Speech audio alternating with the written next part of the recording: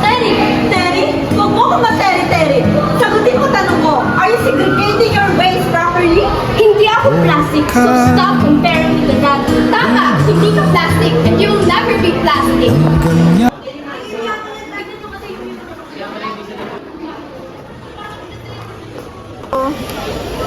Ibea, siguro kasi sira ka eh. Hindi baka ikaw kasi si Rema. Oo, bagay pa naman kayo. Di ba, pre?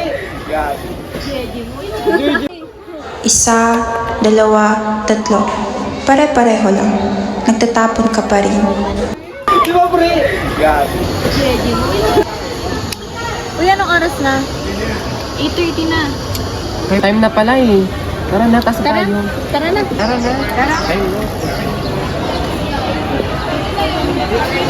Uy, Jeff, yung mga kalat. Hayaan mo na, walang naman nakakita. Tara na. Hindi nawawala ang plastic. Kapag itinapon natin ito, naglalakbay ito sa mga kanal, ilog at karagatan. Bumabalik ito sa kalikasan at sa atin.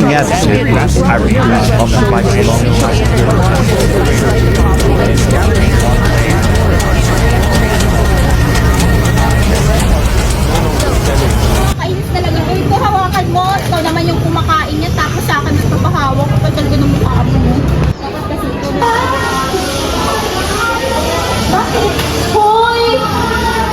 Ang bad mo naman, girl. Uy, may basurahan naman dun sa may kaso. Bakit na? Ulitin na. Talaga?